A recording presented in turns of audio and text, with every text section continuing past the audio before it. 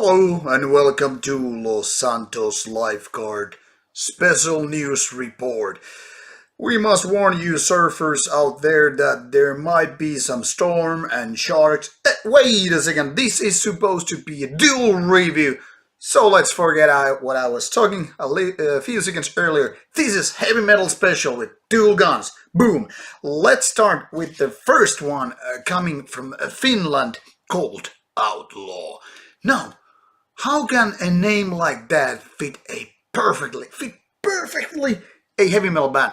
Well, I don't know, but to be honest, this is not the first Outlaw there ever. Well, let's forgive these Finnish guys. They might not know that there has been or still are a couple of outlaws out there.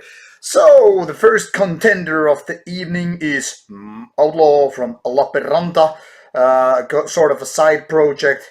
And this is their debut album called Marauders. Let's remove this pretty cool sleeve here, and inside we have a jewel case release with very traditional way. You know, by traditional I mean this kind of a very simple and fancy colors, nothing like that. Just, you know, name, logo, and track list. So inside we have this booklet, which once again shows you the cover picture. Sort of a baseball bat ninja with some chains and spikes. Really badass. Kind of like 80s vibe. Well, then again, this is exactly the music. Now, let's try to figure what are these guys looking at like. Sort of, kind of a heavy trash looking guys. As you can clearly see, they have not captured the 80s style of heavy metal. Except maybe for the guy right over here. Look at this mustache. Okay, that's enough. That's beside the point. Inside we have lyrics, very simple in design, yellow lyrics on black starlit sky, or well, something in that direction anyway. So what is Marauders all about? Like I said, it's very much a heavy metal way. The guys are probably, or at least that was what I picked up from the promotional letter, getting their inspiration from bands like Saxon and all that stuff. Well, British heavy metal in general, I think, is the overall vibe here. But to be honest, while these guys know their instruments and they kind of know the cliches of heavy metal, it seems that the guys are still in their demo phase. And what I mean by demo phase is that these songs are not ready as such, not ready to conquer the world, not to make the Billboard lists, not ready to make a change, make a difference, stand out from the crowd and all that stuff.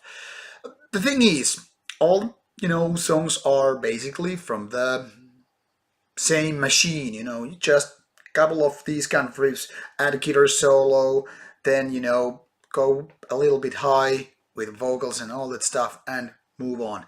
Next and next and next. And then you're done with some 30 minutes and then some. And the album is out there. Basically, nothing wrong with the riffs, nothing wrong with the vocals. Sound is quite okay. Just everything feels like a little bland, you know, like I've heard this way too many times and there's no reason why I should pick this one over some other heavy metal release. It's not bad, but it's not like, you know, it's not really good either. It's as if these guys have all the parts, but they don't know how to assemble it. You know, it's kind of hard to make a good song. And there is no good song on this album. I mean, it's very easy to listen to, but then again, I could be as well listening to the radio some, you know, mediocre stuff which just don't move me at all. All the one, you know, set of good songs which then again are good, but I've heard them so many times that I am quite bored with them. So why would I, you know, take this over any, say, Iron Maiden or Judas Priest album or whatever? There's really no reason. And since we're talking more like a C-class release, not bad, but unknown to most people out there and creating very little new, it's kind of hard for me to recommend this, except for those heavy metal maniacs who already probably have this album. Released in late October 2018, it's been there out for a bit now, and those who are into this kind of heavy metal probably follow the scene with more keen eye than I do, and they probably already have this, and they probably just get annoyed with this sort of a review. So, what can I say? For hardcore heavy metal maniacs only, this is the stuff of 80s was not going. It's kind of a demo material, but maybe after a couple of albums, these guys will actually figure it out way to do it better. The second contender comes from Belgium, and it's pretty much the same genre, just a different angle, so to speak. This one is called Thorium, with an album called Thorium. Uh, Not as basic as design, but maybe a little bit more horrible. I don't know. This looks like, I mean, it's like late 80s, early 90s design. Like, I mean, wants to take a look at this kind of CD? Looks very much something like, oh no, some really crappy stuff. Now, the backside of the CD shows you the band picture sitting on the rocks and looking really, really cool. Well, maybe not exactly. Maybe I was a little bit sarcastic. And now the final thing, the cover here. I mean, did this band actually run out of budget when going for the cover? Like, hey guys, we don't have anything. Oh, let's just add the logo and nothing else. Maybe some vague cloud-like images on the back. And by the way, we also have an ugly logo. I mean, if I ever went to a record store to just randomly pick up something, this would be among the last albums ever. Whoa, guys. Now, here is once again the band members, they portraits or whatever. I'm like, this is not very much an album looking like, hey, I'm gonna sell this one. So let's start with the lyrics and whatever. Here are thanks list already on the second page.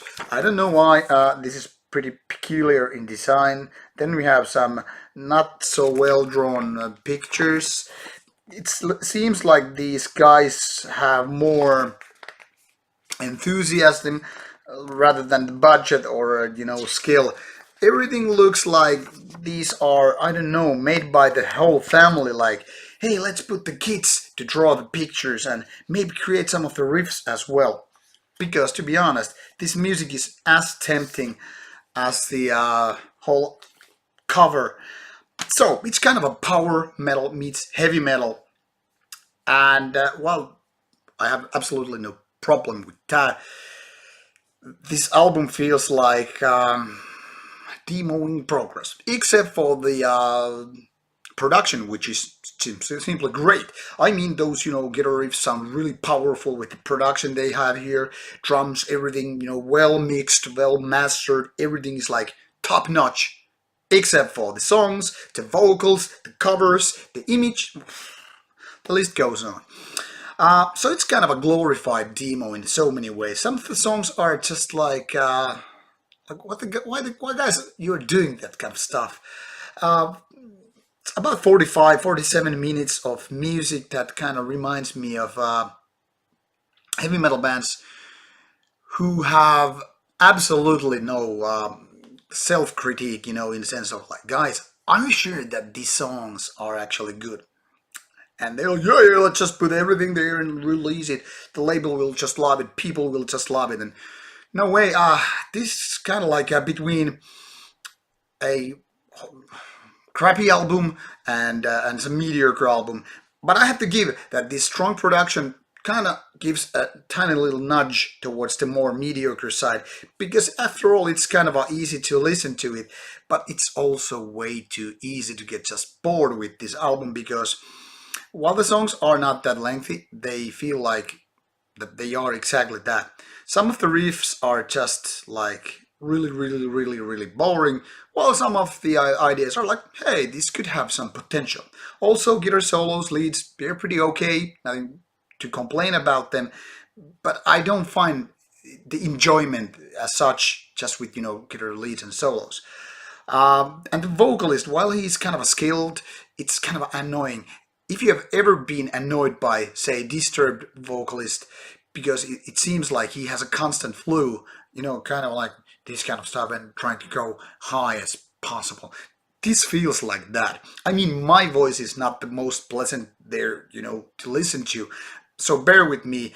I can hardly criticize people with, having not so good of, tone with their voice, but this guy is just kind of a somewhat annoying. But he can sing. I'll give to that. So if you can bear with Thorium's vocals, maybe you can just like it a little bit than me. But I mean, this is kind of much can be said as much as I said about Outlaw. That after a couple of albums, these guys probably can nail it. They have all the ideas and all the basically the knowledge how to do a mainstream heavy metal or power metalish album. But this is very much like demo recording done in a proper studio.